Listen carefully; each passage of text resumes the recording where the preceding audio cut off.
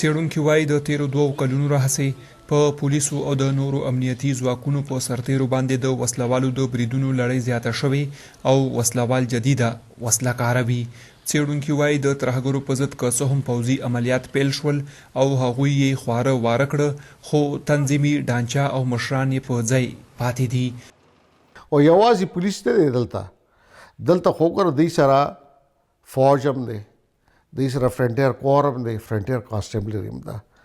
زما په خیال کې چې کوم ځای کې د دې کمزوري ده دا ده چې ښه انټیلیجنس دا به سوا کوي.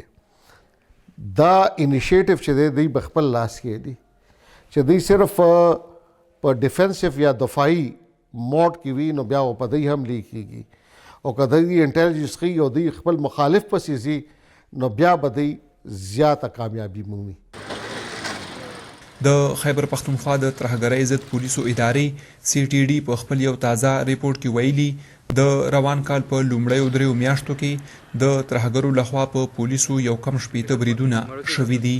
دغه ریپورټ زیاتوي په دغه بریدونو کې یو کم 50 پولیس مړه شوي او 88 نور ژوبل شوي دي. څېړونکي وایي د ترهګرۍ ستونزه په نږدې ورځو کې نشي حل کېدای ځکه چې په دې وخت کې خبرو اترو هیڅ امکان په نظر نه راځي. سیکرټ وار دی اکثر چې دی کې خفیه طریقې سره چې نو ځکه پولیس چې دی هغه به دغه زیات دي، خو دي کې بیا د پولیس یا سیکورټي ادارو دا مطلب دی لکه دغه دی د هغو یو قسم کوتاهي دی چې هغو له دا څنګه پته نه لګي چې مطلب دغه ایریا کې چې دی یو سلیپر سیل د ترهګر ډلو هغه مطلب دی ولې نه معلوم نشي کولی. لکه دا پاکستان یو مضبوط ریاست دی نو دي کې چې دی تر اوسه زموږ سیکورټي ادارې او دا چې دی دا ناکامه دي چې دوی ته دا معلومه نه کا په انټیلیجنس معلوماتو باندې چې دلته څومره مطلب ترهګرو ډلې دي د هغو څومره کسان دي.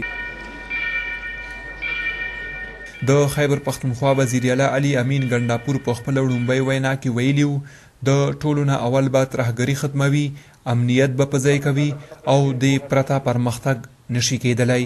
څېړونکي وایي که په امنیتي ادارو باندې بریدونه کیږي نو د سره حکومتي عملداري کمزوري کیږي او مرکزي او صوبایي دواړو حکومتونو باندې تاثیر وي.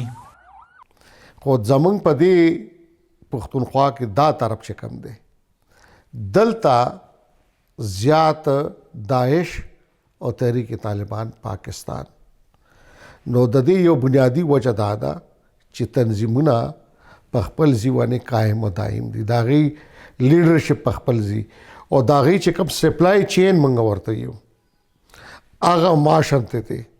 نو دا یو دا ظاهروي چې لیډرشپ په محفوظ کې دی، خو ورسره دلته د هغې سیلز هم شته.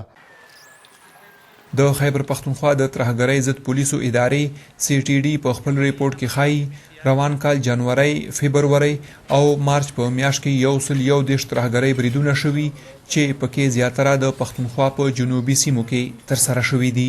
فرید شینواری، وایس اف امریکا، ډیوه، پېښور.